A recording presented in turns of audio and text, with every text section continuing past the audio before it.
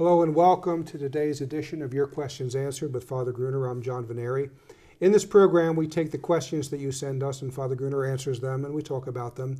So keep sending us these questions, please, at questions@thefatimacenter.com.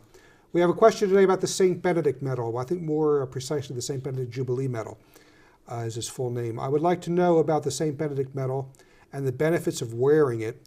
Would this be a good medal to wear? And does it have to be blessed to receive the benefits? Well, first of all, it's recommended by the Church and for centuries, I'm sure.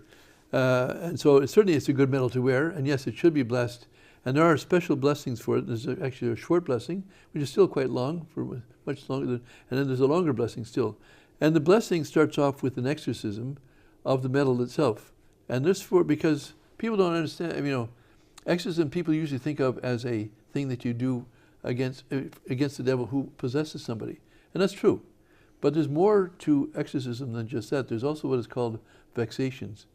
And I dare say that most people in this life suffer some vexations. They think it's the weather, they think it's the cold, they think it's the heat, they think it's what their neighbor said to them, they think it's something else. A lot of these, not everything, but a lot of them are vexations. I have done some work in this. I know what I'm talking about. I still remember blessing for a vexation it was a woman married couple, but it was the woman, the husband was there. And I still remember, getting somewhere, solving some of the problems. I've forgotten what they were, but at a certain point, the next door neighbor knocks on the door, says, "Oh, I'm just leaving this behind for such and such, and I'll see you later." Leaves the door, leaves this bag of whatever it was. It was something you could carry in a shopping bag, a paper shopping bag. All of a sudden, so to speak, all hell breaks loose. The husband and wife start fighting. Everything goes on. I said to myself, wait a minute. What changed since? Well, what changed was this woman came to the door and put that bag there. I said, take that bag and get out of the house. As soon as that happened, peace reigned supreme all over again. Now, what was that? I can tell you. That thing she had in that bag had a curse on it. And it gave the devil some power to have that thing in her house. And therefore, these people... I've had somebody with a Buddha in their house, and a Buddha is not a good thing. Okay, the Buddha, and I can say that this one of the members of the family wasn't the person who put it there, was suffering phenomenal headaches from this thing. So my first thing is, I still remember another person who had what they thought was a relic around their neck. It was in good faith they thought it was a relic around their neck. I remember and I was trying to see, but they had this. Whatever was this feeding, I was sending blessings to them. She knew what I was doing. I was saying it was from my prayers. It's from the ritual. Nothing seemed to work. So I said, I don't know if I spoke to myself quietly or I spoke to Our Lady. I said, what do I have to do to get rid of this thing? What is? So my client, the young woman says to me at the other end of the table. We were on a long kitchen table, dining room table. She says, maybe it's this. She says, and she pulls out this relic. I said, well, give me that. So I took it. She told me what she thought it was a relic of. I won't mention it, but so I said, here's a relic I know from the same source. You put this. So let me tell you her experiences. When she gave me the relic, the fake relic, she felt fine. When I gave her a true relic of the same saint, or the same holy person, more exactly, I should say, she had great joy. My explanation of that was very simple. She had a fake relic. This is what caused her their pain, her suffering, her depression, her whatever it was she was suffering. I've so long ago. Probably more than a fake too. There was something. There was something. It was not just a fake. It was mostly had a curse on it. I took that away, finally. She was wondering, but I tried everything.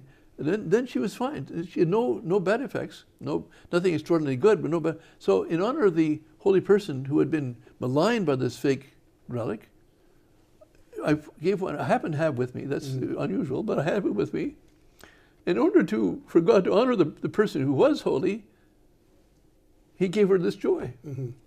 So these things. So you didn't finish. I want to get back to the little Buddha story. You didn't finish. Well, I didn't because knowing enough of these things, I never was able. I really wanted to get rid of that Buddha, but I wasn't allowed to.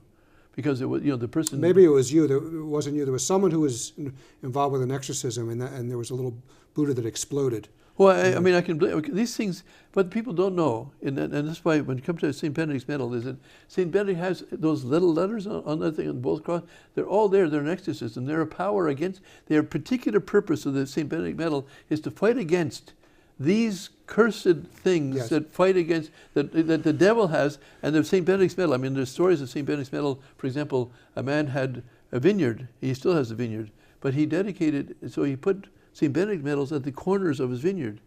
And his vineyard did much better than other people. I've had people do miraculous medals, and you know, and I forget, I might be confusing one or the other, but all the worms, all these terrible bugs would all come to the medal and sort of die at the place the medal was, and the vineyard or the farmland was preserved. And whether other people around him didn't have this protection, and the difference was palpable. Okay, I've had several times this. Well, an important point then about the St. Benedict medal is that the medal itself actually, it contains an exorcism, as it were. It is and that exorcism it is the most powerful, from what I know, it's the most powerful church sacramental that you wear against the devil. It actually wards off the devil. Well, there's that, and I would certainly say this miracle, not to take anything from St. Benedict's medal, but that's his purpose. Yeah. And I understand, if you've ever done this, and these kind of blessings, that in fighting the devil, sometimes you have to fight very specifically what it is he's attacking. I still remember giving this.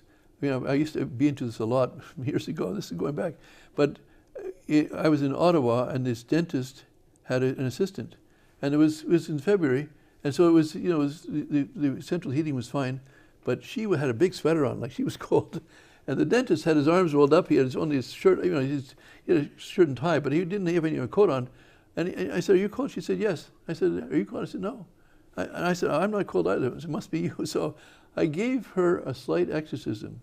I took it from the ritual, and I applied it strictly to. I just said I knew it by heart those days. I could still perhaps learn it again, but I gave a command to the devil at that point to stop her feeling cold. After I finished, it took 30 seconds. He had his drill ready to go. I said, "Just wait." So after 30 seconds, I said, "How do you feel?" She said, "I feel fine." She said, "But my feet are cold." I said, "I'll take care of that later." So, and 45 minutes later, her feet were still cold. I then gave the order. This time I said included her feet. I don't know what I said wrong because the devil is like a Philadelphia lawyer. He can find some way to get her out. But I included her feet this time, and her feet she was fine.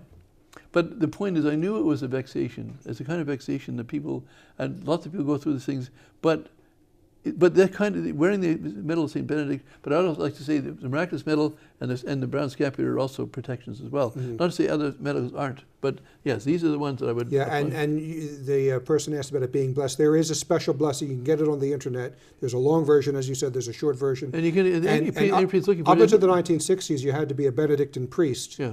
To give the blessing, but Paul VI changed that, something a pope can do. Now, any priest who has the right formula can give you the blessing. And you can get the Roman ritual. If they want a copy of it, I have the Roman ritual here, and you can certainly make copies of it for them. So, St. Benedict medal, don't leave home without it. And any more questions about the St. Benedict medal, please contact us, and we will see you on the next broadcast. And wear it at home, too. Bye-bye.